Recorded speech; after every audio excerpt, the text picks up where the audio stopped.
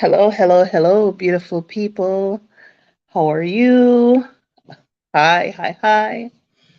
Um, so the last live I did, um, seeking investors a few days ago, um, I was saying that I need to reevaluate what I'm doing. And a lot of people messaged me, uh, don't quit, you know, um, I didn't say I was quitting. I said I needed to reevaluate the way in which I'm doing what I need to do. Okay. And I'm just going to go into, some of the things that I don't share publicly so people can understand a little bit better where I'm coming from, right? So to do business in Africa is no joke. As a foreigner, it is a Herculean task, right? It's a huge, huge task. Um, because as a foreign person, you definitely need a Tanzanian to navigate. You need someone to help you to navigate. You can't just come out here and say, I'm going to do this and I'm going to do that. No, the culture, the custom, the language, the Swahili-ness of doing business is so deep, excuse me, that it's near impossible to navigate without someone else, without a Tanzanian. So that's one, which means okay, there is another salary attached to that. Two is as a foreigner, um, there are certain stipulations. Maybe the government has a stipulation for what they want or who they want to do business with. And in Tanzania, it's about building up that quota for demonstrating that we have, foreign direct investment. So there's a lot of emphasis on the foreign investor. However, when it comes to banks being able to access loans from the banks, you can't get those loans as a foreign company.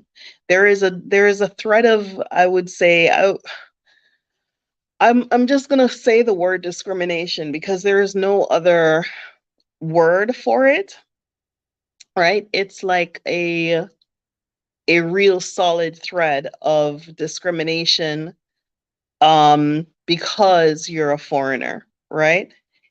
If you go to seek a license from the government, you're going to pay three times as more because you're a foreign entity. If you need to get anything done, everyone is looking at who owns this company so that they can figure out how much to charge you, right? So you don't have access to loans.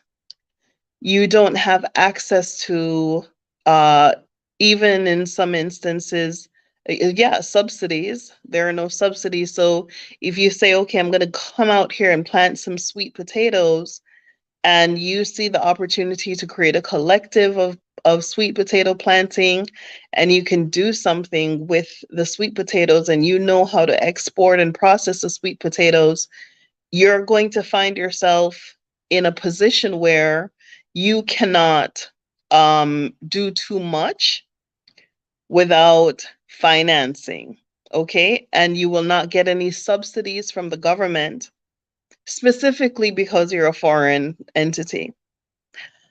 Uh, and then, there are so many things that are deterrent to actually doing business as we would expect to do business in the West, which I personally do not expect to do business how we do business in the West. I expect to do business, but, coming to the understanding that as a foreign owned entity, you have to come with all your money. Okay? You cannot come and expect that you will have access to the same kind of vehicles of resources as you would doing business normally. And it doesn't matter what that is.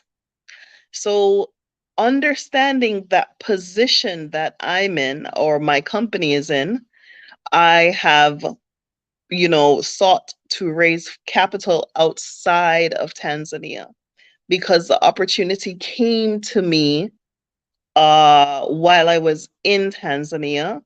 And I came pretty much prepared to raise a child and do everything else that went with that.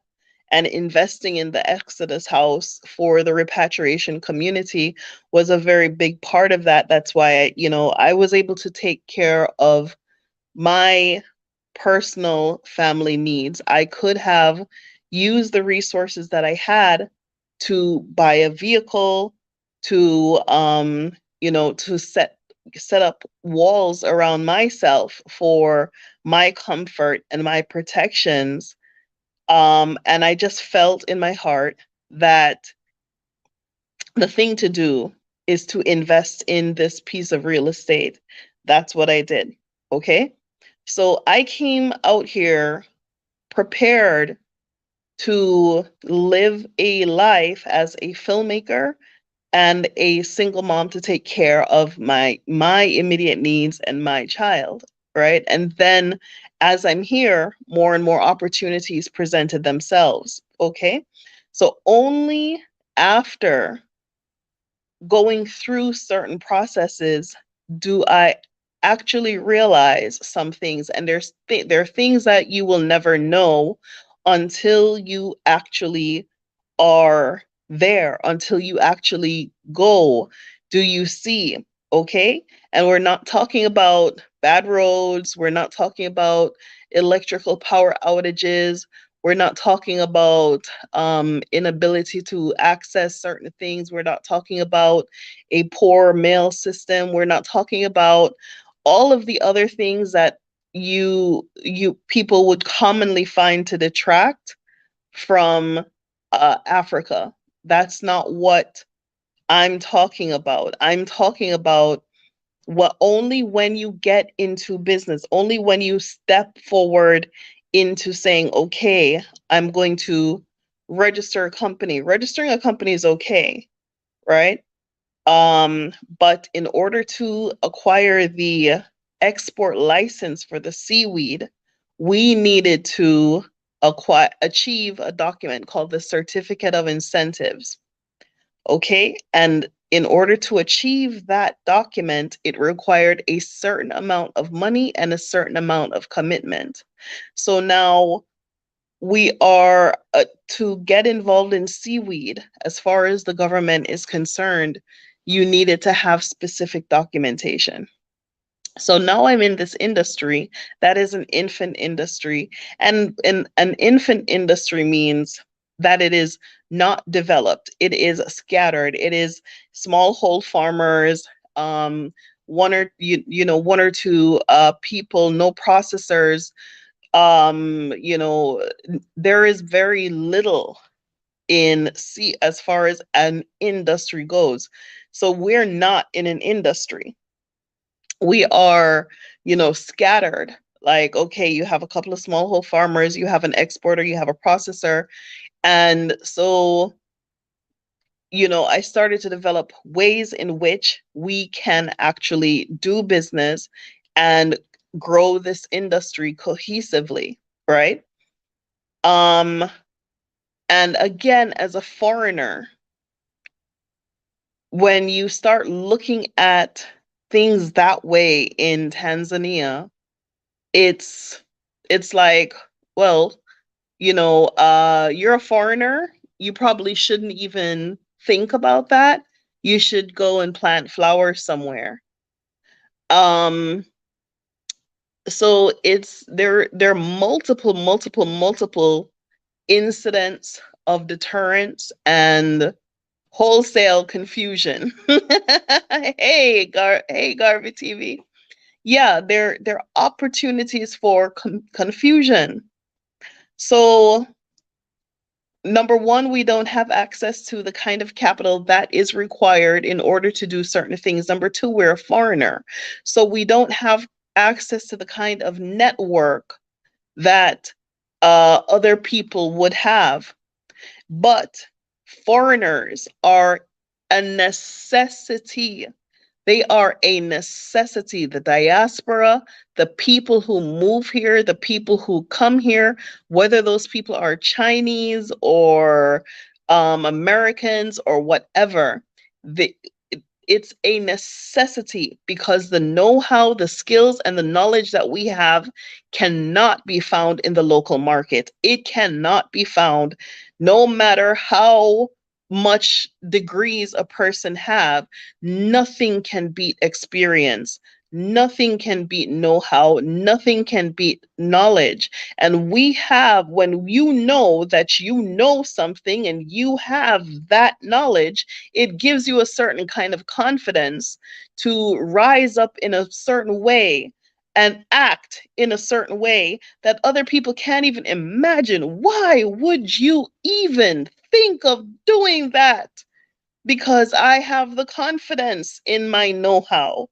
Just like this house, when people saw me with this house, some people were like, why would she go all the way to Africa and pick up some dilapidated old structure and try to build and try to rebuild that? Right. So I can act a certain way because I have confidence in myself. So the emails that I've been getting since I did that live was, like, nah, sis, don't give up, don't do this. I don't give up, but this is my belief. My belief is that we, Black, melanated, African, Caribbean, American people, I believe that we can build a bridge with this company. I believe that the farmers as the planters, my company as the processors, and the Americans as the consumers and investors, that we can grow an industry together.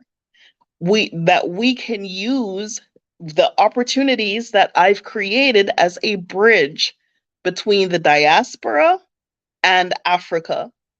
Okay? However, that requires support and it requires a certain kind of what's the word? Commitment to success, to see that success, right? So in this image, in this chat, I'm going to talk about what I meant when I said I have to recalibrate and recalculate what I was thinking. Okay, and how I believe that we can do it. What I imagined was that we are going to grow this industry in seaweed, sea moss in Tanzania.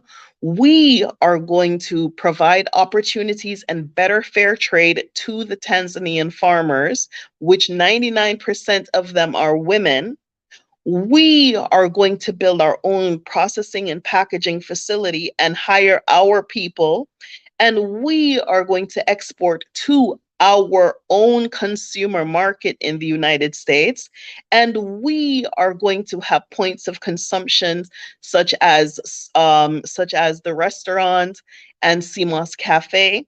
And we could grow the industry in the United States as far as production, soap manufacturing, hair, shampoo, all of the things that I talk to people about, the investors about in the private meetings, the people who are interested in the packaging. These are the things that I've been talking about for the last like almost year, that we have an opportunity to do something. The sea moss that comes from Tanzania is a very powerful product. It is in toothpaste, shampoos, hair conditioners. It's in everything. However, it's being exported in its raw material, raw condition, being processed in Europe and the United States and China, and then it is being resold back to Africa in its processed state for ice cream, beer fining, toothpaste. If it's being manufactured in Africa, it requires that particular ingredient, which is a multi-billion-dollar industry. So I thought when I got into this thing, when I went for my certification from the TIC, I went for seaweed processing because there is no success if we are going to leave the Africans behind. There is no opportunity for development at the way I see it if we are leaving the farmers behind. So in my idea, I thought that we're going to build our processing here, and we would start out with a packaging facility because we need that in order to package packaged sea moss, right? So creating jobs for people to process the sea moss. We already have land on which we have our drying sheds. We already have a small warehouse, and we can definitely go out and get a warehouse and rent a warehouse. The issue is with sea moss, when you're doing large scale processing, or even packaging, there is a fine salt that comes from the sea moss. And you cannot do that without proper ventilation. So, in my mind, I felt the thing to do would be to build a facility because even in the outdoors, when these boys collect the sea moss and they start processing it, you can see a fine dust coming from it, okay? And people don't talk about the health impacts that some people get who work in certain industries. And I do not want to be responsible for someone's issues a couple of years down the road because I neglected the safety concerns that I could see with my own two eyes. So everywhere I tried to turn in this business, there was like, okay, you're gonna need money to do that. You're gonna need more money to do this. You're gonna need a lot of money to do that. Okay, and so I tried to tap in to uh, investors in the States, but I am here in Africa. Okay, I tried to tap into investors in uh, who are on the ground. I tried to get grants from the Swedish. I tried to get grants from the Americans. I tried to get grants from I don't know who I didn't try to get grants from. Okay, so the past year I have been grant writing. This is in addition to operating the business and getting all of the paperwork. There is another part of this business that requires um consistent funding in order to do it, because when we started it wasn't like, oh yeah, it's so hot everybody wants to buy it in the local market. But in order to export it, you are required to have certain facilities, which we had, but at the same time, we need labor in order to access that. So when I said in the last live that you know there are certain things that I simply cannot do and I couldn't do, which is I was talking about those things because I didn't have the budget in order to hire the kind of people that I needed to do the things that we needed to do. It is not as simple as saying, okay, I'm going to go and buy some CMOS. So you don't realize that there is a village fee, a movement fee, the government is in your pocket at every single step of the way as a foreign entity. They're not counting the labor charge to go to the villages. They're not counting because you have to bring men. They're not counting the weight of, like the day when you buy the sea moss, they have to weigh it's a whole entire day. So you need a warehouse in the village. You need to have a boat. You need to have men to pick up those things. You need to have a truck. You need to have another truck to, to put it in your warehouse. You need to have men to take that off of the warehouse. So I have been consistently seeking um, investors. I've been consistently seeking, uh, grants. I know I can't get no loans, and I have been seeking partners. And a part of the partnership, of course, I'm in the middle of this value chain. So I am looking for the major buyers to buy the sea moss from the farmers at fair trade. After months of negotiations with some of these companies that put it in their CSR, their corporate social responsibilities about their value chain and this, that, and the third, and traceability, which 99.9% of it is rubbish because they are the ones who've been standing on the necks of the farmers for this long. Okay, so the price of sea moss for the industrial market is artificially low. How do I know it's artificially low? Because it hasn't changed in the last 15 years. And when you go to the farmers and you see where they live and you understand that what they make in a day, if it takes 6 weeks to produce sea moss, it takes 6 weeks for that plant to mature, to grow. If it took that time in 6 weeks and you divide what they sell it for, you will realize that these people are earning way, way, way, way, way, way, way beneath the World Bank poverty line. So there is a lot of adjustments that need to take place in. And there are things that I did not want to get involved in. And there are things that I saw and I was frightened by, honestly, if I'm going to tell the truth. So, you know, there are things that I saw and I'm like, okay, I think I have the tools to fix this because I knew the people who actually have a vested interest, or at least so they say, in fairness, right? In fairness and to stomp out exploitation. So that is why I believed that. Okay. And again, I was writing on the strength that I have knowledge that I can use. Okay. So in the beginning of this video, if you clicked on this video, you saw a picture of me with Chinese business people. Okay, that picture was taken in 2015 at the China Chamber for the Promotion of International Trade in Henan province outside of Zhengzhou, China. I spent some time in China studying their China customs and quarantine for market entry into China from Africa.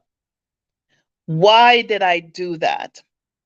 I did that because I did my own case analysis for where was the strongest markets for trading in Africa.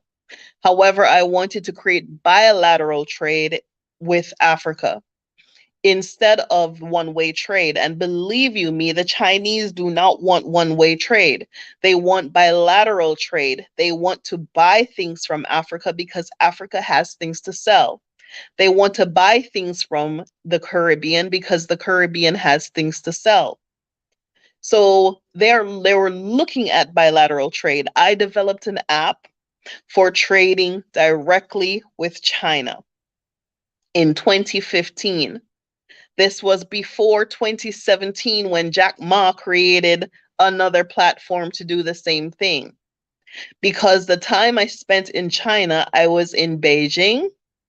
I won the plug and play favorite challenge. Where was this? In Zhengzhou, China. I was invited to Camp Unicorn by the same investors to go back to Beijing and I spent time there and I won that pitch challenge as well. I was invited to Suzhou, China, which if you Google Suzhou at the time was when they were developing Internet City, which is where all of the people in technology and the new developments and all of these things would be happening. And I spent time in Shanghai, China. Okay. And I spent my time in China wisely. Um, I was at CS International University and I studied Mandarin. Uh, I spent a significant amount of time learning trade and market entry. I studied their trade show culture. I studied exactly how networks are built and developed in China. Okay. So when I got involved in this industry, I already knew how to enter China. I have known how to enter China for the past 7 years. I have written in the Jamaica Observer papers on on market entry into China for Jamaica during the time of Brexit, where China presented the best logistical opportunities using their One Belt, One Road initiative to enter into China direct trade. One of the issues I had in Jamaica at the time was there was no other vessel going back to China. So for all of the products that they were bringing to Jamaica, they were bringing into the Caribbean, no ship was going back with no yam, no banana, no cassava, no ackee, no dumpling. Nothing was going back to China. And I wrote an article in the paper that we are headed to hyperinflation. The issue that we're having is we're purchasing more, and the more they open these methods of shipping faster goods from China, the more we're going to be dependent on foreign currency to purchase those goods. And if we do not have return trade, what is going to happen is we're going to see within 5 to 10 years rapid hyperinflation, which is where we are in Jamaica right now. There is not stability economically speaking, but I'm not going to get into the economics of Jamaica. That's not why I'm having this conversation. I'm having this conversation because I am saying, I had emails and I had feedback from people who said that, nah, sis, you're giving up, and no, I'm not giving up. What I'm saying is the vision that I had and the perception that I had, which was to stay in Tanzania and process in Tanzania, appears to be something that I probably am not able to do in this lifetime. And I have to own that and accept that. And on top of that, I recently went through a process for another grant, which for erroneous reasons, the company did not receive. And I can stand on the fact that it was because we are a foreign owned entity. So without having the backing of a major private investor, without having the support of a major a major investor into the company, because I have been very frugal about the shares that I give out so that I can hold a certain amount for a major investor when the time is needed. We are there right now because I am the person managing the restaurant, micromanaging the restaurant, how much comes in, how much comes out. I'm the person cooking. I'm the person building the website. I'm the person doing the graphics. I'm the person who is doing the government meetings, which I just had a meeting with the Minister of Livestock and Fisheries. Um, I am the person cooking in the kitchen. I'm the person hosting CMOS Sundays. I'm the person training. Come on. I am one person and I'm still somebody's mama. And I own and I accept that and I can do it with joy. But what I have to acknowledge is I cannot do it all well. Okay? I cannot do it all to the best. And where I am now with the restaurant, the food has to be the best. Okay? It's my first restaurant. I have repeat customers. Everybody who comes there eats the food, comes right back. It's like a boomerang. You come in there, you coming back. Okay. And sometimes people come back the same day. And I have to be on top of that to make sure that the food quality is good, the service is consistent, the service is continuously being put out there in a consistent way. So, you know, I have to acknowledge right here at this place and time that I need to hire more people. And I do not have the resources to hire more people. So I have to be conscious, right? It's not like you can see the problem. If you are working or doing anything, you can see the problem. If you're an entrepreneur, you can see the problem and you also know the solution. The solution is to be able to hire more people to take on more responsibilities.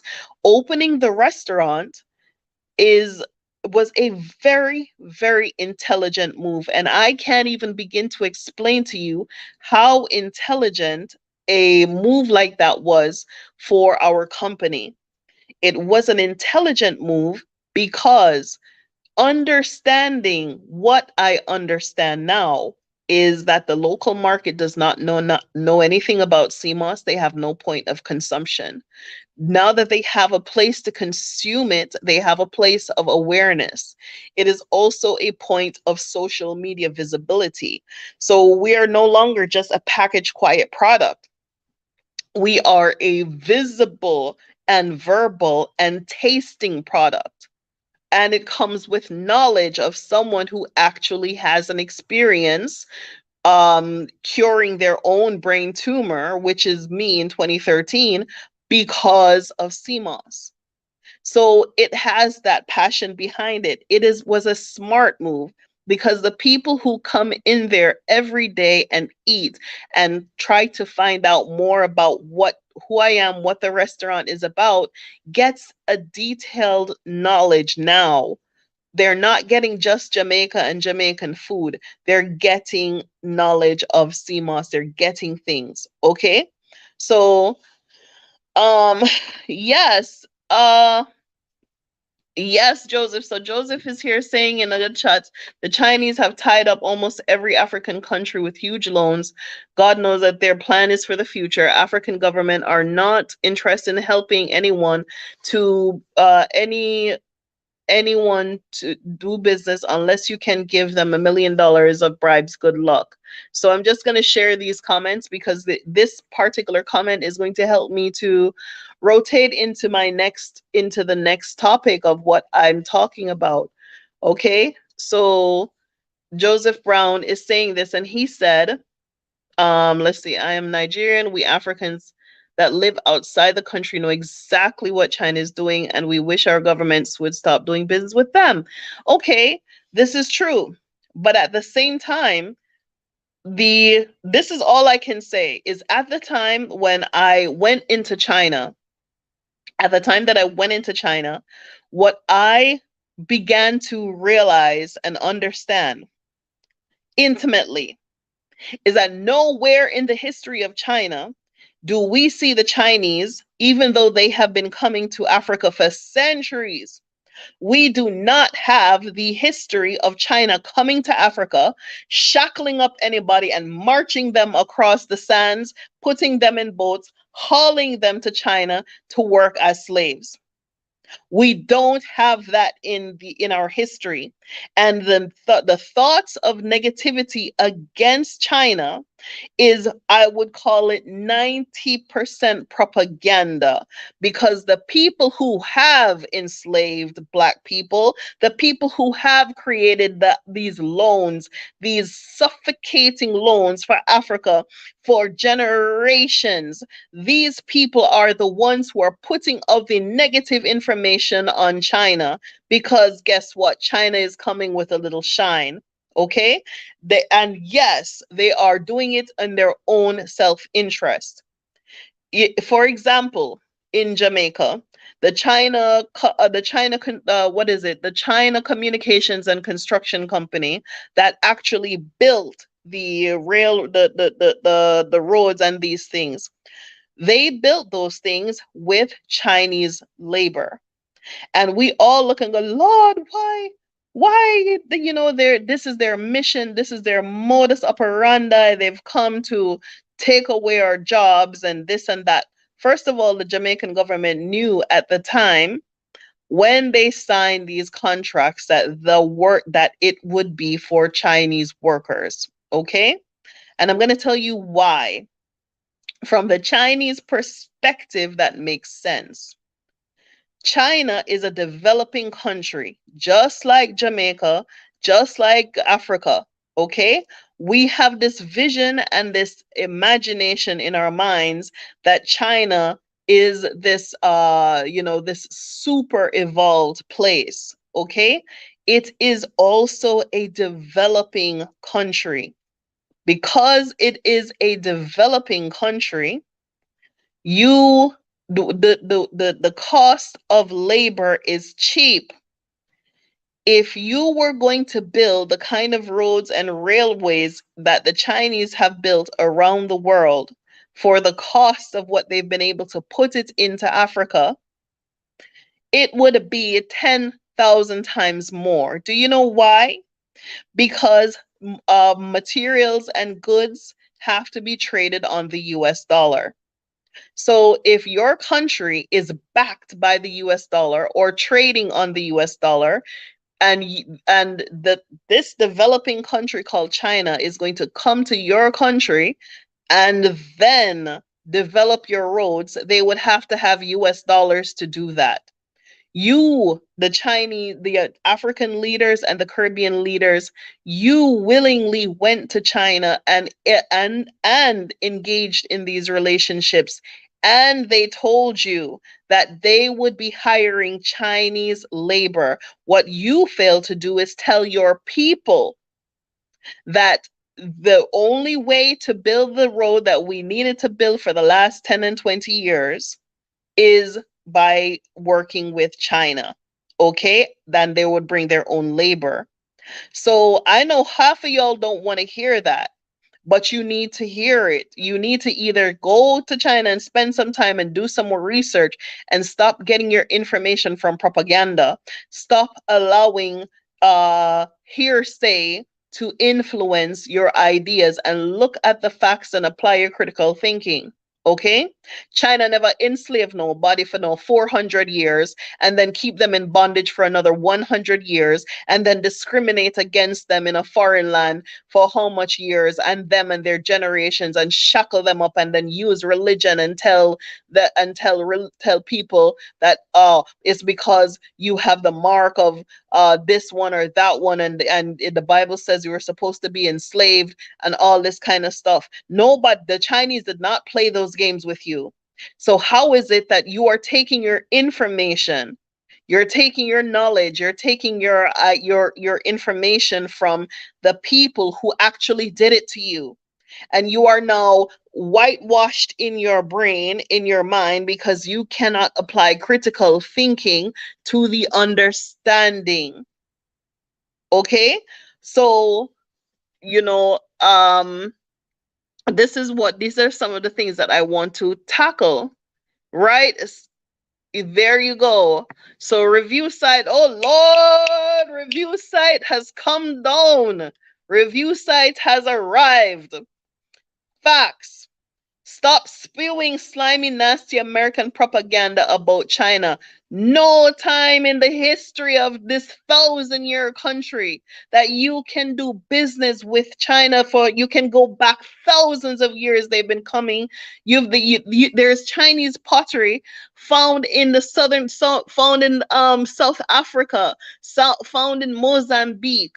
The ancient Silk Roads went through Africa, through Egypt. The Chinese have been trading for generations in Africa. And you do not have any history of anybody shackling them and drawing them back and enslaving them with a whip. But you want to take your information and your knowledge from those who actually did that to you. How does that make sense? So, one of the things that I will tell you happened to me in China. I went to a place called Shaolin Temple, up into the mountains of Hunan province, Henan province, way up into the mountains. Do you know what I found there? If you want to know what I found there, I actually have pictures. I found black gods. I was treated like a god in China. I was worshipped like a god in China. I was adored like a god in China. My hair, my skin, everything about me, everywhere I went, I was received in China. I was received in China in better than anywhere I have ever went. I was received well in China, and I tried to prepare. I knew what I was going to see. I knew, because I'm one of these people who don't go into anything unprepared. And I tried to tell the guys who were with me, the delegates that were with me, that listen, when you get to Henan, these people have never seen black people before. You have to be prepared. When they stare at you, it is not disrespect. When they look at you, it is not disrespect. It is admiration. And they did not believe me. We got off the train, and an elderly Chinese woman started bowing to us. She started bowing to one of the Jamaican guys who were he was the darkest one, but he had these big Buddha beads around his neck, and his hair was clean cut, and he had on a beard and a mustache. And that elderly woman, she was doing obeisances to him and to us as a group. We could not move for about 5 minutes because we were being worshipped as gods in China. Maybe at some point in the history of ancient times, I would think that the Africans migrated or traveled to China, or I don't not know.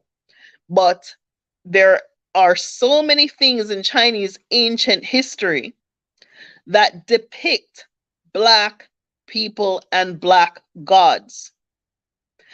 In Shaolin Temple, there is a section of Shaolin Temple. After you cross through the gates and you go all the way, you have to go to the very, very top. And I have pictures, the very, very top of the temple. And I went to the top because I was at the time pregnant, and I went as far as I could up that mountain to the very last temple to give thanks for this child that was coming. And I went and I tied my ribbon because there's a tree that you can go and pray at, and you can go inside. And when you go inside, that Buddha be black. And before you enter into that temple, you have black gods, as I don't even know how to explain it, but they had huge statues of black gods where people could come and worship at the foot of black gods. Okay? So now I began to understand culturally that our perception of China is not necessarily true. Our ideas of how the Chinese see us is not necessarily true. It is how we see ourselves that is the biggest obstacle, and how we are trying to take ideas or take things that other people have done to us to try to stop us from building Guangxi, which is friendship with the Chinese. And let me tell you, them work really, really hard at that Guangxi. They work really, really hard. But I can tell you this: after I won my challenge, and we were back to Beijing, and I won Camp Unicorn in Beijing. This is after we left Zhengzhou, and the delegate was the group that I went with. It was time for them to go home. It was not time for me to go home because I had won the challenges and I was winning, and I was asked to remain to meet a larger scale investor, and I remained in Beijing by myself. Okay, so now we have a pregnant woman by herself, a pregnant Black woman by herself, alone in China. Okay. And now I'm doing everything on my own. I'm going to the night market on my own. I'm doing everything. I'm navigating the city by myself. And I can tell you that what I got was respect. Um, the only thing that they did to me that I didn't like is that they touched me. And I had to put it in my mind not to be offended. They have never seen hair like mine. I would be at the bank, and when I turn around, there are like three women with my hair in their hand, looking at my hair, rolling my hair around, right? And I you can't even be mad at that because they're curious. Okay, you're curious. They have never seen you before. The only time they've ever seen Black people is on TV. They will never see anyone like you ever again. So you are a celebrity. They are taking pictures of you. They're communicating with you. They're giving you their babies to hold because they just want to be next to you, but they don't know how to say it. Okay? So I never had that experience in America. Ain't no white person ever walked up to me and gave me their baby to hold so that they can take a picture of me and their baby. No one has ever just come up to me and hugged me, or ever bowed down to me and do obeisances to me just because I showed up in their town. Okay, so I had to look at these Chinese folk a whole lot differently. And I had to spend the time to understand their culture, to understand what they are exactly trying to do in Africa and what are they about. They about business. Okay, they're about business and not anything else. And if you see them doing anything else, it's because there are other people who shall remain nameless, but you can use your imagination, who are creating isms and schisms in certain parts of the world so that they can dominate trade. But let me tell you something, Uno. The way how to dominate trade is not by creating shifting goalposts.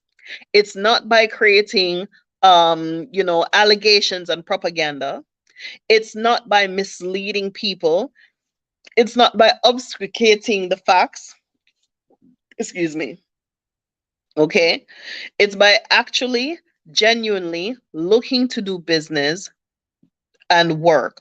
Now, Mina, I'm not sitting here and propping up all these Chinese businesses that come to Africa as the answer and the solution. I hope you don't get me wrong, because in every scenario you will find one or two bad apples, and when that happens, is these African governments do not do they they're not afraid to kick them out.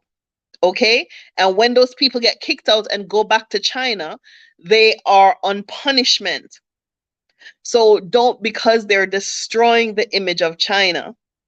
Okay, when these people come out here and they act a fool, they cannot return home in any what do you call it, in any dignified manner. So I can tell you that they're about business. These other folk, I don't know what they're about. So based on what I just said about my experience and my experience with seaweed and sea moss and these things, I genuinely believed that the thing to do would be to look back at trade with the US. But as a foreign woman, that might not necessarily be the course of action, because there are people in this world on in the land of China who still believe in me and listen to me. There are people in this world, and believe me, when that COVID hit, I was getting information out of China, and that is how I knew to leave America. That is how I knew that on the day my town shut down at 9 a.m., I was on a flight at 5 p.m. because I knew it was more serious than what they were saying on the news, because I had people in China sending me stuff. Okay? So, what I am saying now, and what I am saying is, I have always had access to a group of investors. I have always had access to the Chinese market. I have always had access to China because I have the knowledge, I have the know-how, and I have the get aroundedness.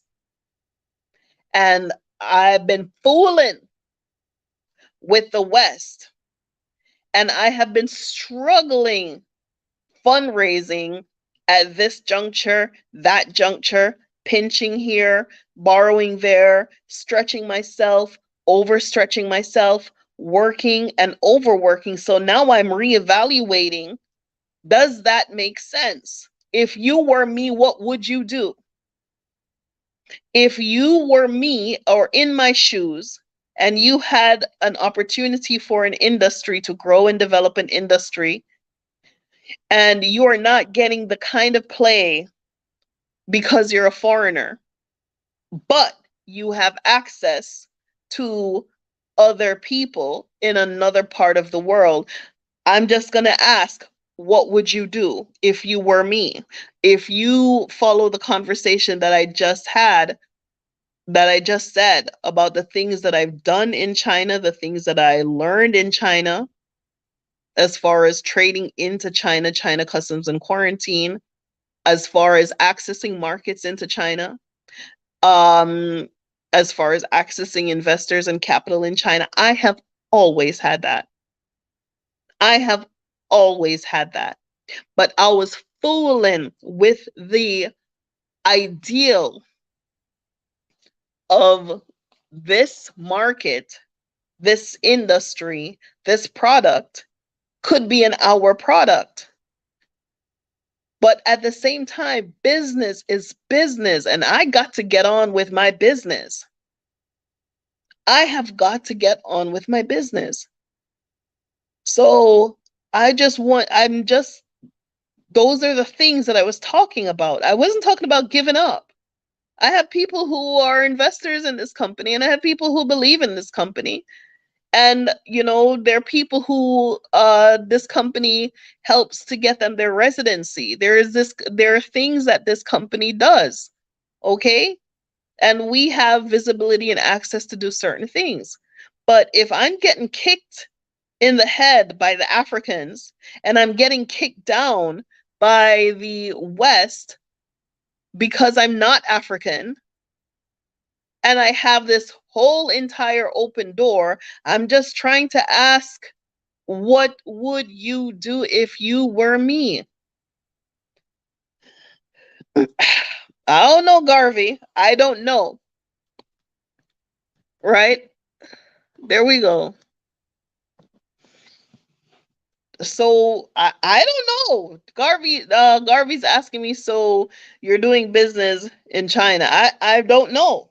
I have access to do it.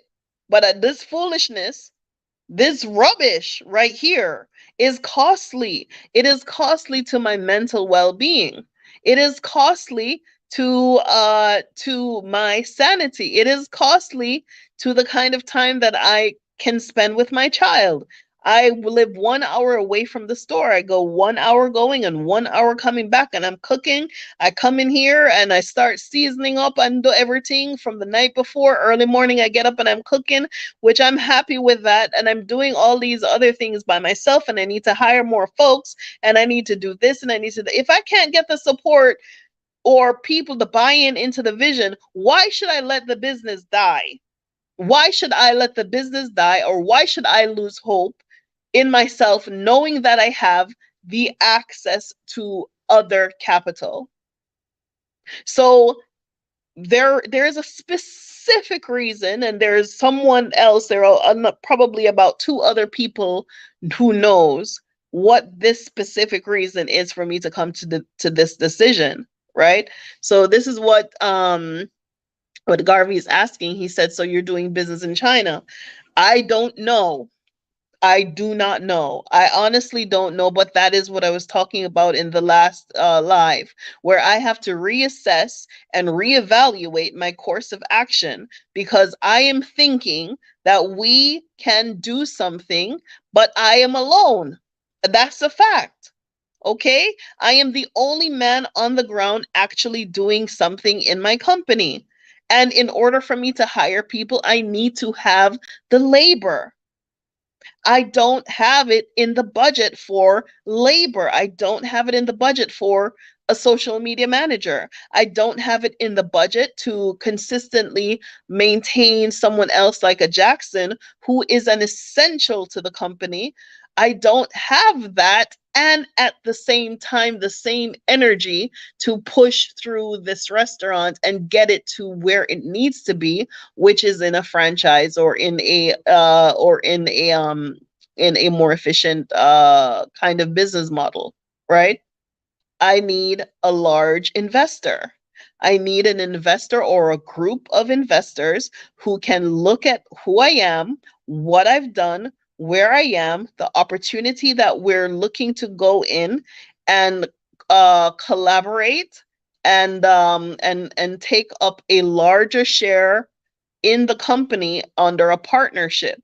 That's what I need, because I need to hire folks. I need to build a packaging facility. I cannot just go into a warehouse. Maybe if I go into a warehouse and I get some of those kind of machines that suck the air out to like filter the air, probably. And that's money, that's equipment, right?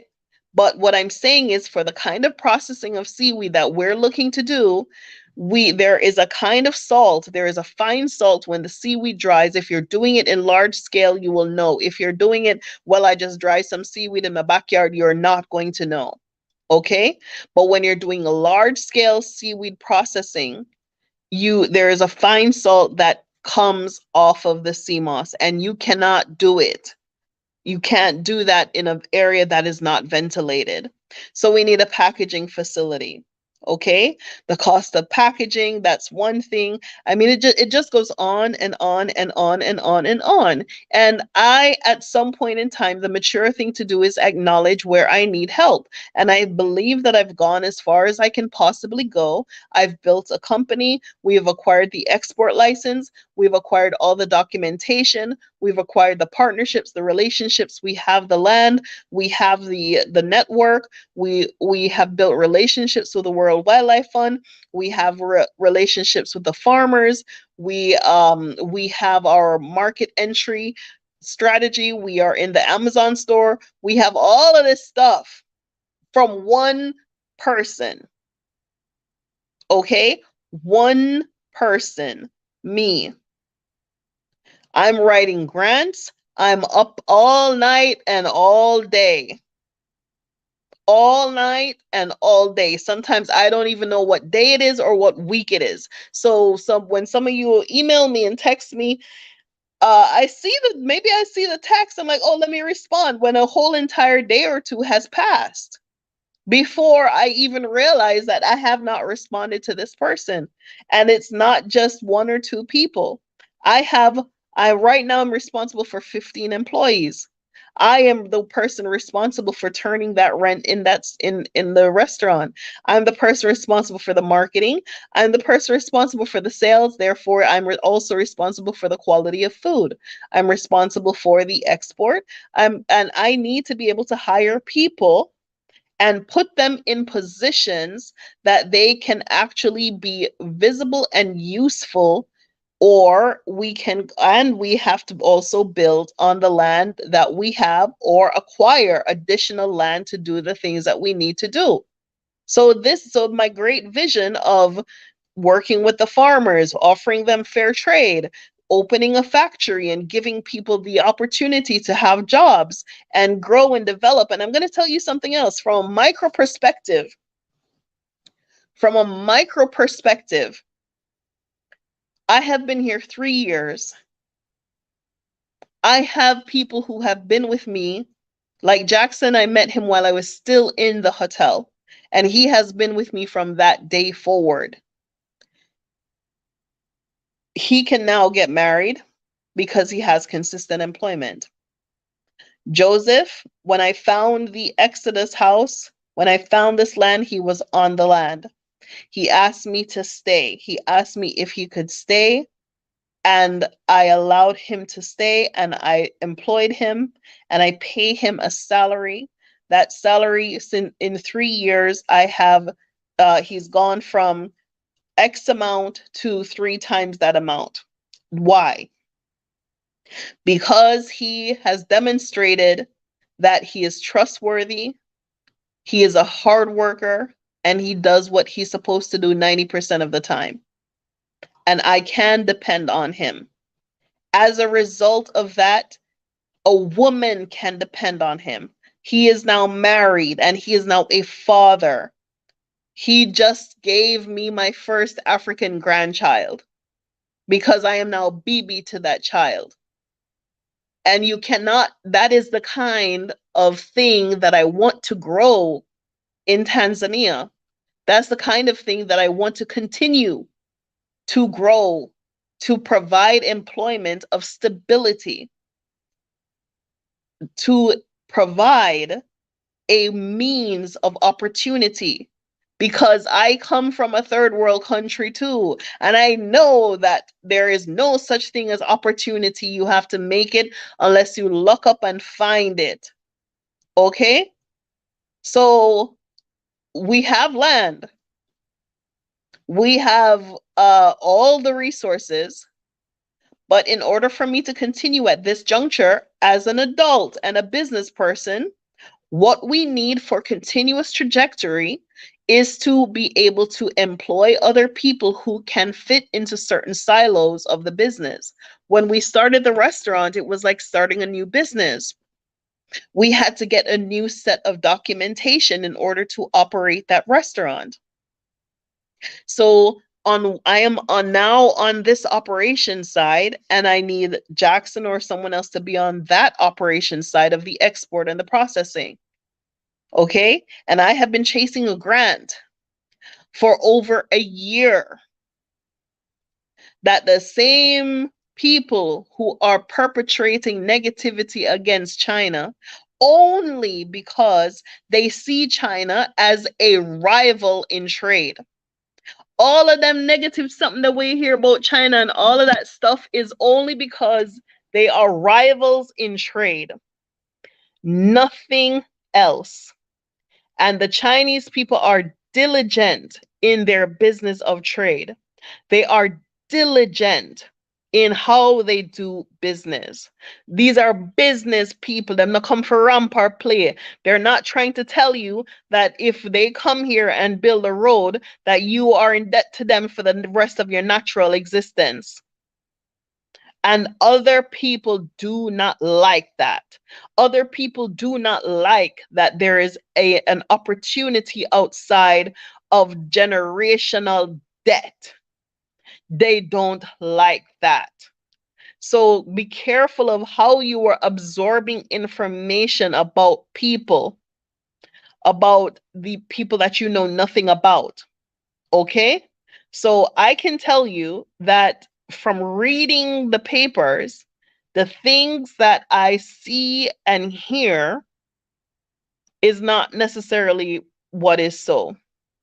Okay, as far as I see, these are business people. So let's see. Let me see open at the comment. Okay. So here goes doing the yeah, so that I'm reading the comments now. So Garvey says doing Garvey TV sounds like you already have a connection that will assist you with execute your objective as long as you bring your success back to the people to build our community. Now this is the tricky part. This is why I have not accessed China. Because going back to the conversation that I just said, they are a developing country. They do not have the same resources they don't have the resources to come build a processing facility and allow us to hire who we want. Their goal and their objective is to keep everything as low as possible, which means Chinese labor. Okay, I can tell you where that road is going. So this is why I'm so hard to America and hard to trade with America and hard to the American to China to Africa to Tanzania trade, because I understand their concept. Okay, and they are not wrong. Just so as hard as they go for their people and they have economic reasons behind that, I go equally as hard for Africans and for our people in the diaspora. Okay? I do not have the resources to pick up the money and hire about 10 or 20 intelligent people from America and pay them a livable wage in Tanzania, or the expectations that they will have of money in Tanzania. It does not make good business sense unless these people are high executive or high people who can bring in back 10 to 20 times their salary in income. Okay, and so that is part of the conflict. That is part of the reasons why I haven't gone there. I haven't brought in any external people who I have access to. I have not done that because I want to grow in a certain kind of way. I would like to employ Tanzanian people, and for the positions that require higher skill set, I would like to bring our educated and knowledge and experienced brothers and sisters from America to Africa to do that. Okay, that is my vision. Now, I will still have um controlling the controlling portion of the company, yes. And I can dictate and I can say that, but they have their own means of doing what they need to do. Okay? And that's why I have not presented myself or presented this company to anyone in China as a means of investment, because I have my own way of how I think things should go, and they have their own way. Okay? And ain't nothing wrong with that. Make them have their own way. Uh yes, Francis. Francis says you may need to partner with a local person. Yeah, you know what? Um you can partner with anybody you can partner, but the partnering with a local, this is what uh okay, so I'm going to acknowledge that I'm on YouTube and I'm on a public platform, right? But there are things, okay, so when this company went to get our certificate of incentives, we were required to be 100% foreign owned, because I believe at that point The I don't know why, but they wanted a 100% foreign owned company. I do not know why.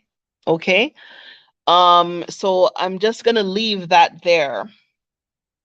So on one hand, we are a 100% foreign owned company, but we don't have we're unable to access the same kinds of support. In fact, it is cannibalistic to foreigners, because if you think you have $10,000 and you're going to register a company and start up your business in Tanzania, you have to think three times about that. Because you're not registering a company, right? Hold, let me see. Oh, to enable an easier grant. Well, guess what? The grant the grant entities have now changed that they want to make their grant available to 100% African owned businesses, owned and led, which is not us. So the criteria there, this is how the West is losing to China, because they continuously come up with shifting goalposts. Whereas you would qualify under a specific grant as a foreigner or a business person or whatever, whereas you would qualify for that, they would rather go and write a new grant and invite you to apply for that grant and stipulate that they want 100% African owned companies. So there is no room at the table for the diaspora. For those of us who are looking to come to Tanzania and start a company or start a business or going to Africa, you have to tap into private funds. You have to tap into private funds. That is the only way to raise capital, is to tap into private funds. There are no grants, there are no subsidies, there are no loans. Okay? So what from what I see is that these granting entities, they're looking that, oh, you black folk are not going to come here and help these black folk, because if y'all come here and help these black folk, it's over for us. Despite the fact that we are building a bridge of trade between their country, we would never get that kind of support because of their perception, their racist perception of us, of Africans in general. And it's racism. It is racism. It's discrimination and it's racism.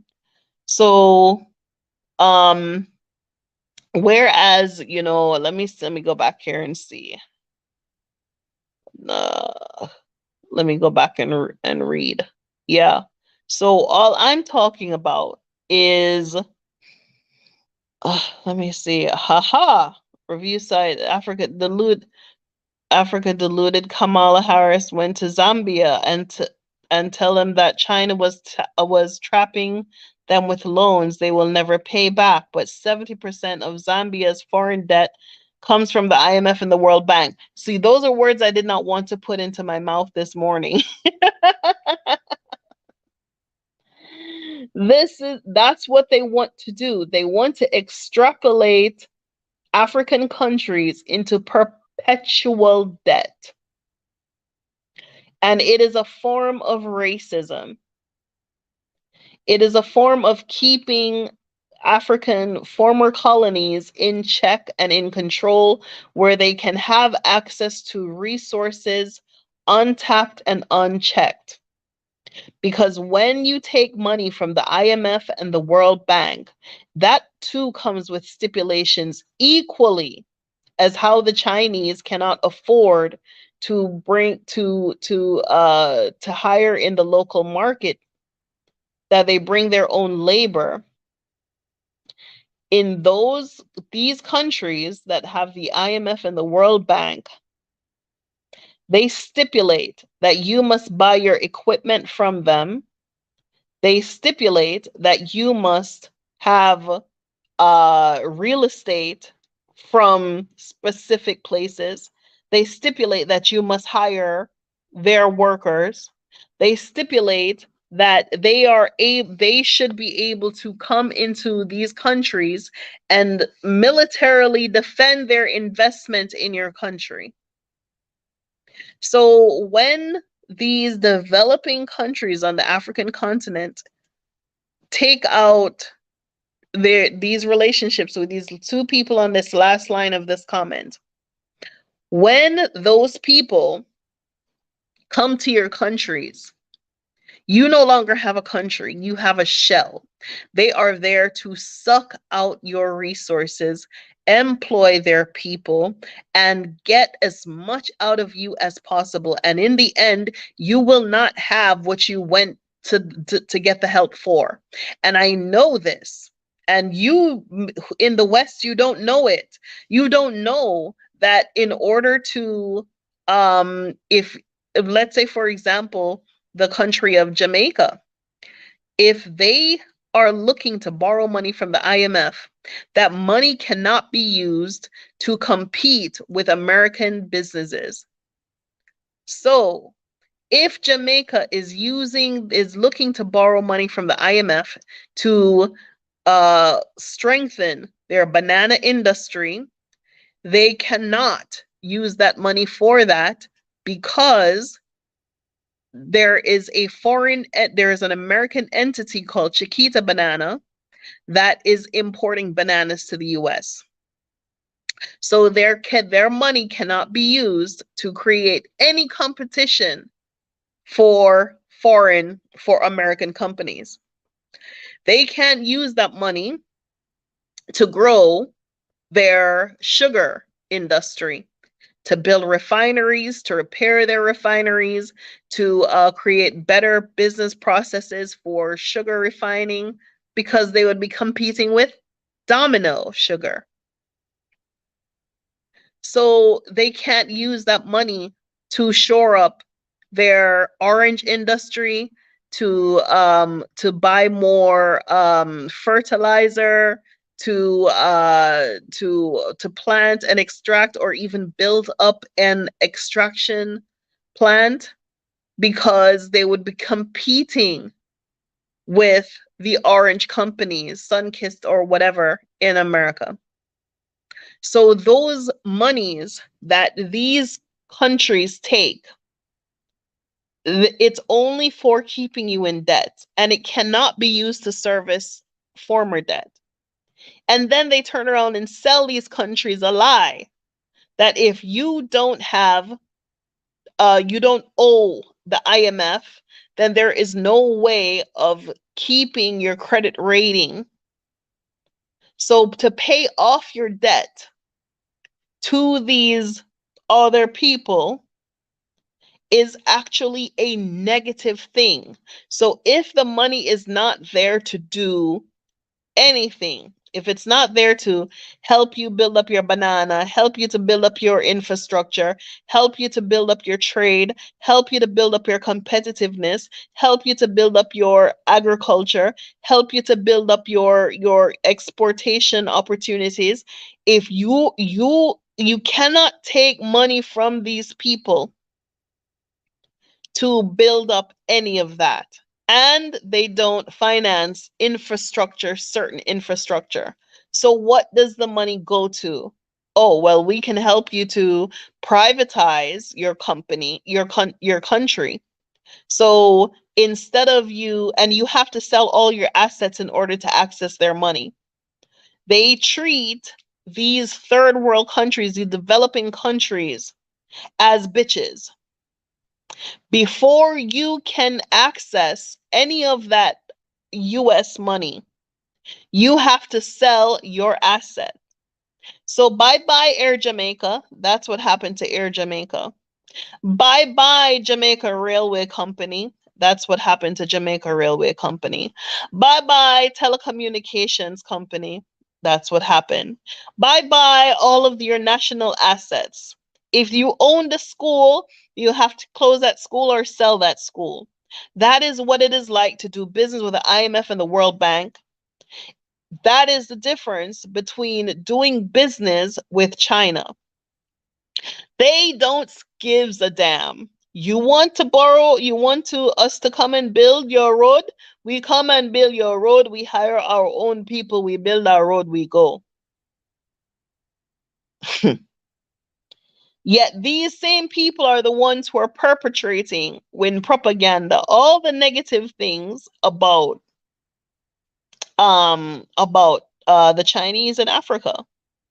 When we don't have any proof of the things that they are claiming, if the Chinese are doing more than building in Africa, it's because of these other folk who don't want them there. So you have to have a little bit of consciousness to understand. So hold on now. Let me see. I just saw a new comment.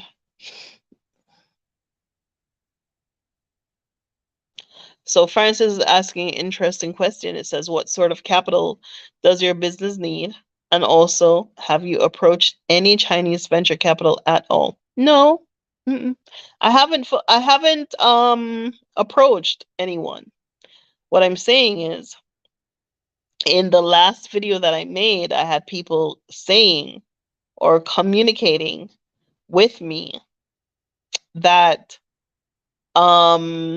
it sounds like I'm giving up because I'm pivoting, I'm this and that.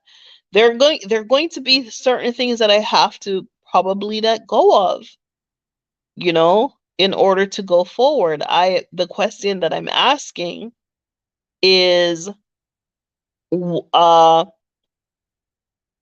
would anyone in my position do, having access to these same VCs, having access to the same resources? What would anyone in my position do, given that there is no access to capital? How a normal business would have access to capital? Okay, so that is what I'm saying. All right. So there is a certain amount of money that is required because we need equipment. We need a building to do the processing. We need to do packaging. We need to do shipping. We need to do exportation. There's so much that is needed, and this is why I'm saying I need a major investor at this point in time. I'm needing upwards of 500,000 to $1 million. The company is in need of that at the moment. So whether that is going to be acquired through trade or acquired through partnership or acquired through a VC, those are the things that in order to make this a viable vision, an actual business vision, I don't even want to get into the details of the need and the ask, because there are certain here in Tanzania, what I found is until you actually start working, you don't really know. Okay. And you can say, okay, this is the budget, and I've raised my budget, and I'm able to go out and work in, I can do it. And then there are so many things that pop up in between. We call it in project management project creep, right? There's so many things that creep in to doing your project in Africa, that it's very, very hard to nail down exactly, to say, okay, this is the exact amount. It's never the exact amount. All right. So at this point, we're looking for half to 1.5, somewhere in that region. I have the numbers written down. If people would like to come to a meeting, I have the exact, projections of the return on investment, whether these people are coming in as a group or not. I would much prefer to keep the vision, the way I have it, as in doing business with the US, um, as in working with the diaspora and working with the Tanzanian people, that is the part that speaks to my soul, as in providing opportunities for employment for Tanzanians, as far as growth in the industry through trade. That is the vision I would like to stay with. Okay. But like I said, at this point, I am physically um, required to do certain tasks at the restaurant that takes me off of working as hard as I can day and night towards that goal. So the restaurant, it took 6 months to prepare, and that was an exhausting 6 months, and we're still not ready. We still don't have all the equipment that we need. But I was just past the point of spending and spending and spending, and I wasn't, there was actually no cooking happening, right? So from a business perspective, I acknowledge that I do need help and I do need support. I am not going to be out here and say, I don't need nobody, I can do this. No, I do need help and I do need support. If we're going to keep this company alive with its values and its objectives intact, then you know, I need more help. Okay. So I need people to work with, to partner with. At this point, I need the major investor. I need the major investor. You know, $1 million might sound like a lot of money in Tanzania. But you would be lucky to get a building. If you can get a building up for that, you're very lucky. Because in addition to your building, you need equipment, you need labor, and you need material. So if you're going into processing, or even on any stage of processing, those are the things that you have to consider, right? So your building, your labor, your building, your equipment, your labor, and your material. Because a lot of people only think of, yeah, this is my project. I'm gonna open, this clothing factory, and they only figure in the cost of the building, the cost of the equipment, the cost of the labor, and on opening day they can't even afford the thread, because you need material to actually process on that day. So this is why I'm giving such a broad range, because there are moving factors involved in that. So I'm at a place where I'm like, Renee, do you really want to do this? Like, you have been prepared to work with these other people, and it would require me letting go of my values, which is why I started the company, to build a bridge of trade from Africa back to the US. So those are hard pills to swallow, very hard pills to swallow. But at this point, what am I going to do? What would you do if you were me? From a business perspective, am I allowing my heart to lead me over the edge? Because my mind already knows who to call. My mind already knows where to go. My mind already said, like, check. You already know how to do this. Why are you letting this confuse you? So this is what I mean in the last live that I did, when I said I have to compromise. I believe I'm at a place where I have to compromise. So I'm looking for people to help me fundraise. I'm starting a WhatsApp group for prospective investors. on the major investment side, where I can I can share detailed information and links and things like that. I had a meeting the other morning um, with some prospective investors, and that was pretty good. There are people who said they wanted to come to the meeting, but they did not come. But at the same time, I'm open to prospective investors, and I have to say that if I'm not getting the things that I believe that I need to do the things that I think is necessary to be done, then I have to look elsewhere. It's business. Okay? I put in everything so far, everything. And I have a child depending on me. So it's business. I don't know what else to say, right? So from my head and my heart are in two different places. Of course they are, right? But you know what I mean. We My head and my heart no longer sees things the same way.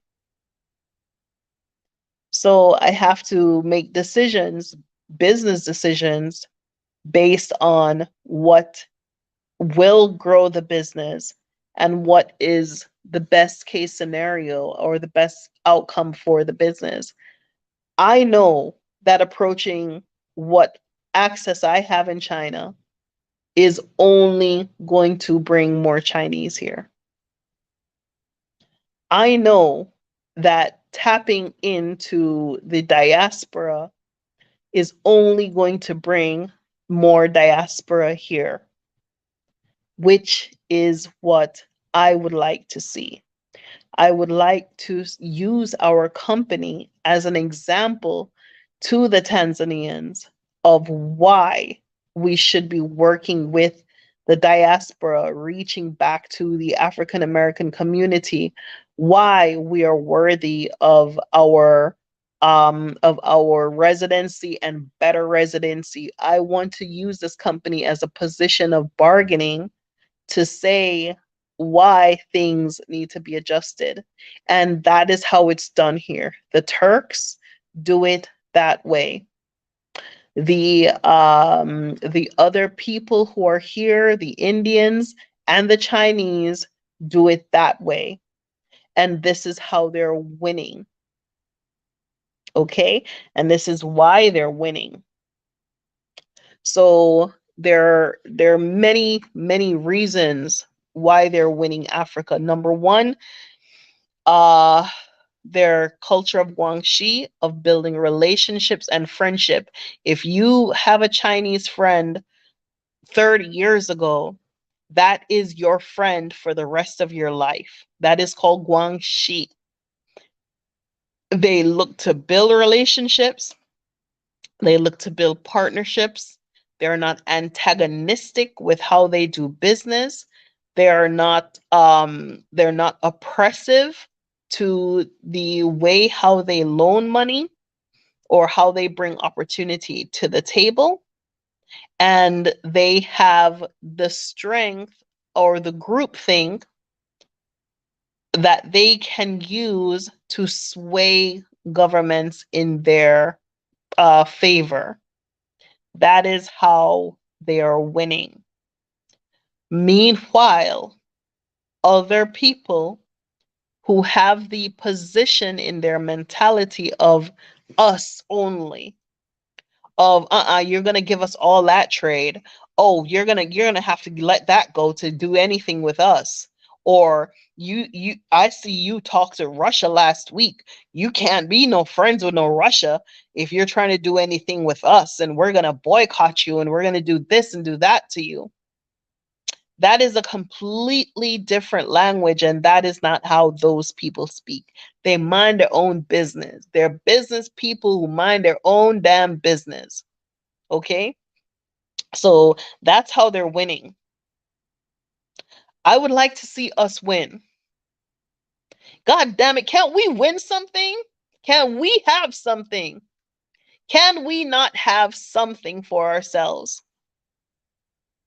That's all I want to know. Is it's us who is importing it, using it, taking it? Come on. Why don't we have this industry for ourselves? Why can't we do this? Why can't we? I just really would like to know. Why can't we use this company as a bridge between Africa and America? Why can't we use this company as a means of bringing employees back to to Africa, bringing skills, knowledge, and know-how to Africa, employing African people, and growing the industry? I would like people who can see that vision and build on what the foundation I've laid down. That's all I was doing, was laying down the foundation. I laid down the foundation and there's a blueprint to follow. Okay?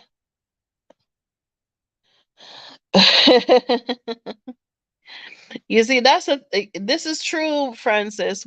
Francis suggests I set up a regular function to invite the Chinese business community to Dar es Salaam. I don't even have to invite them. They're here. They are here. They're the lowest hanging fruit out here. And because they don't make it so hard to talk to them.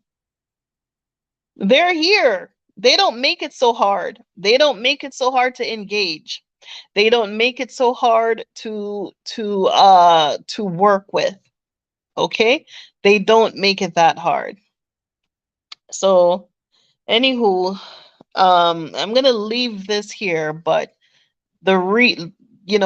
this is so people have clarity to the last live that I did when I was sitting at the beach and I was showing the beach and I was talking and I was saying that I have to reevaluate the way I see things, the way I do things, because I'm at a position where I can clearly say that being a foreign entity in Tanzania is basic oppression. There's no other word for it. It's oppression 101. Okay? You will pay 3 times the amount for that export license. You will pay, you will pay, you will pay, you will pay.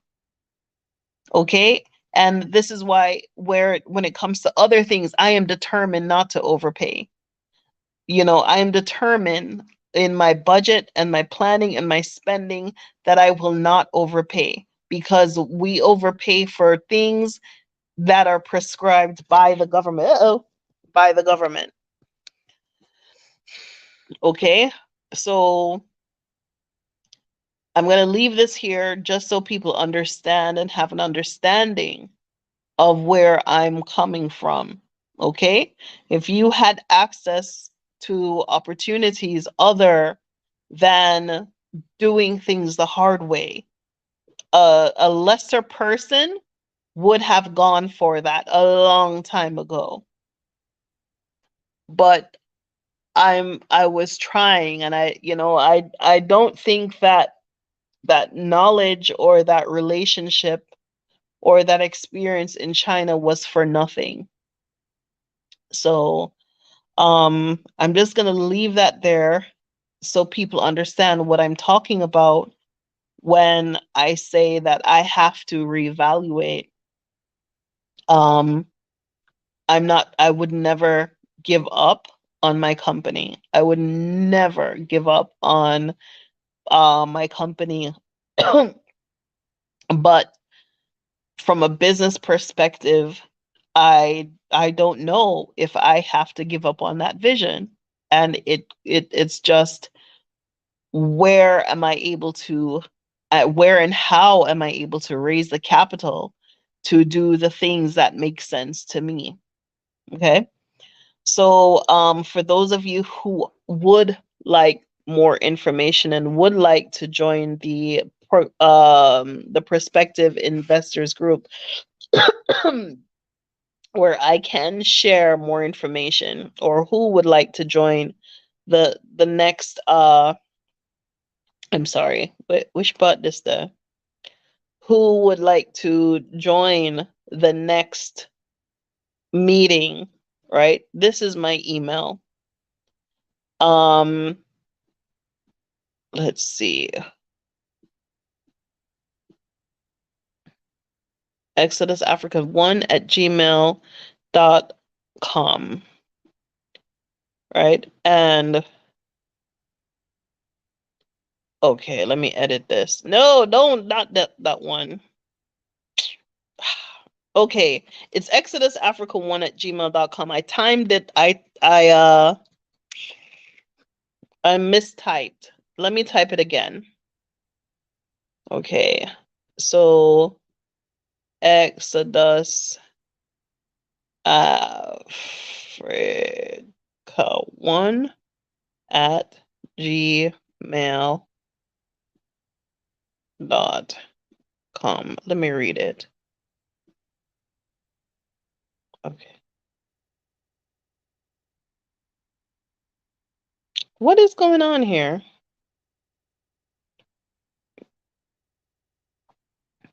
Yeah, I'm doing it right now. Just give me 1 second. For some reason I'm mistyping and it's never happened before. Exodus. Wait. Okay, let's try it again. XODUS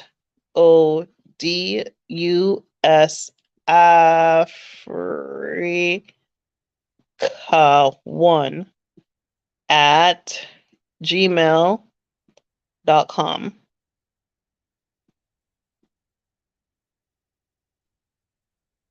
Let's try this again. Mr. Wagwan, yeah, so it's now it says at Vmail. I never said this before. Hold on. How come? Let me try this again. So anyway, yeah, I have a lot to think about, and I can't see the screen as I'm typing, so that is a part of the problem. Listen, people, at Gmail, not at Vmail, at gmail.com. I don't know why it keeps doing this, but let me try one more time to get it to display properly. Exodus Africa 1 at gmail.com.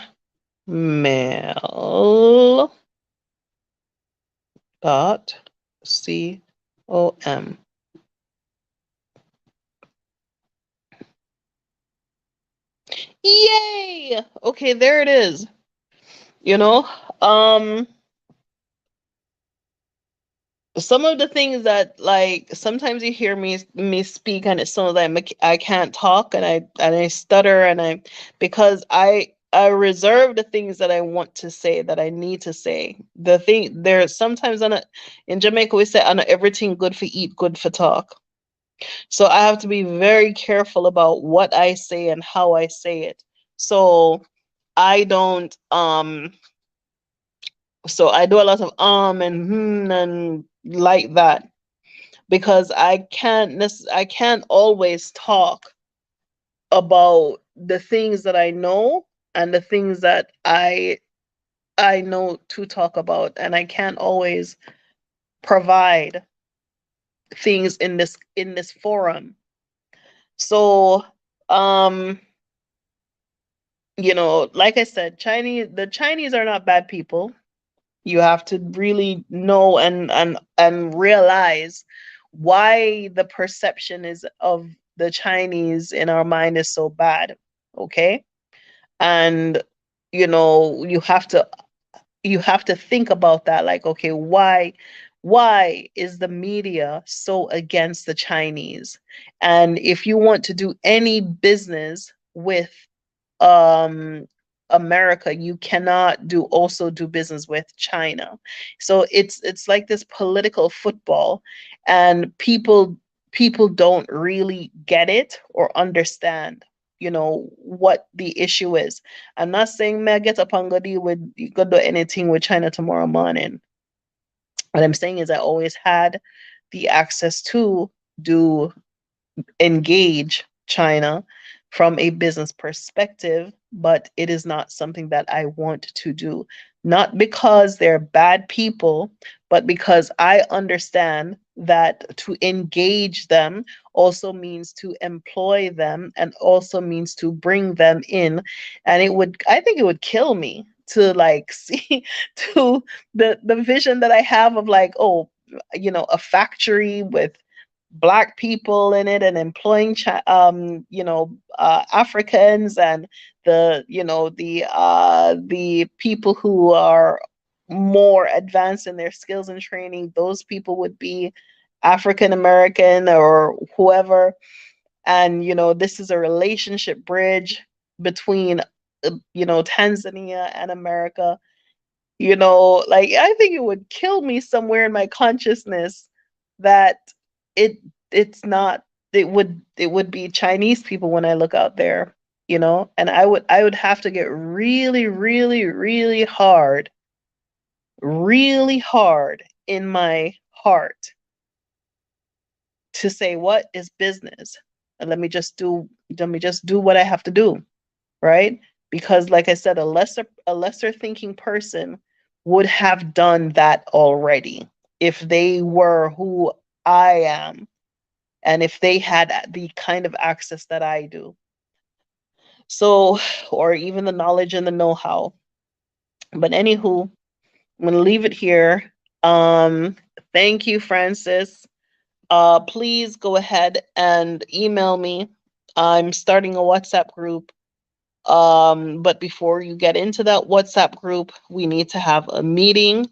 We need to have a vetting. There are people who know people who have access to resources that we can tap into to figure out this thing. And at the end of that, if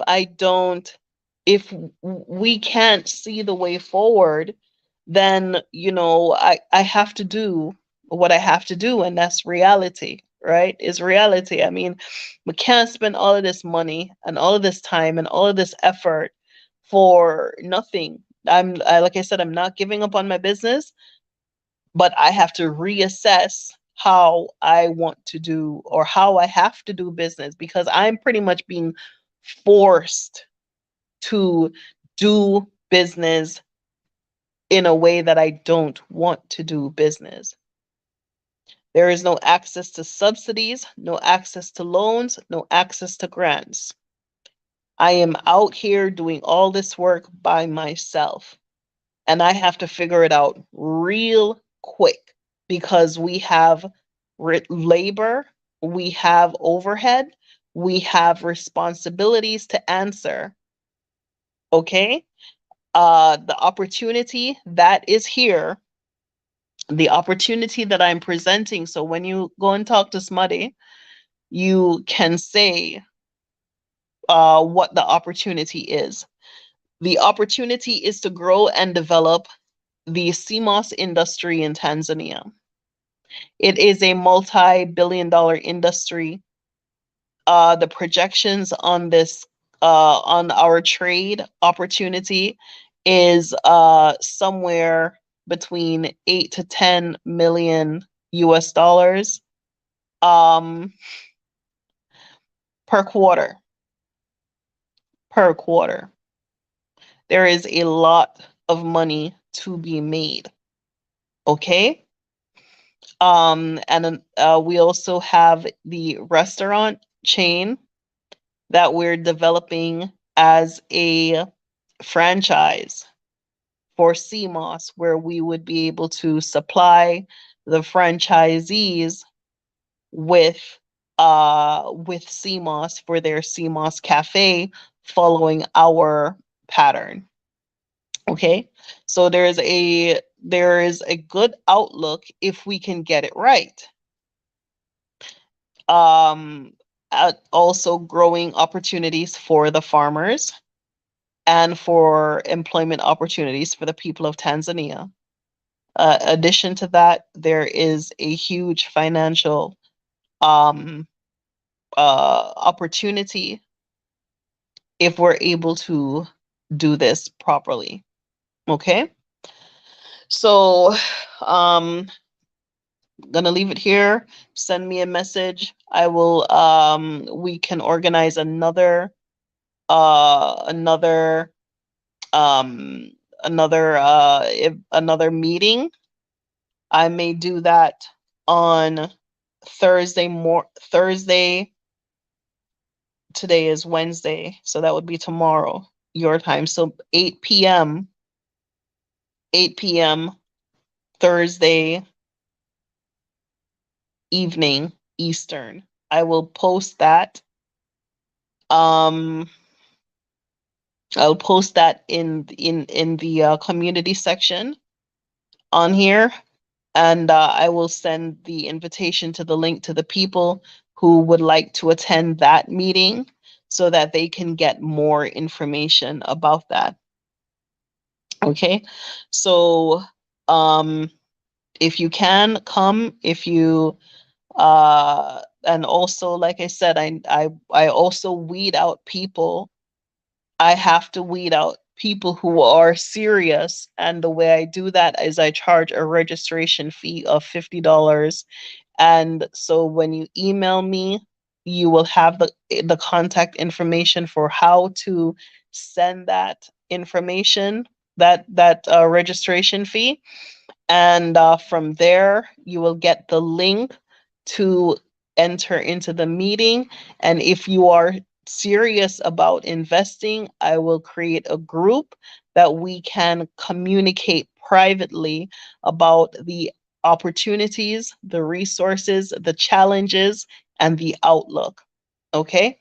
So thank y'all so much for watching. I appreciate your time. Thank you. Bye bye.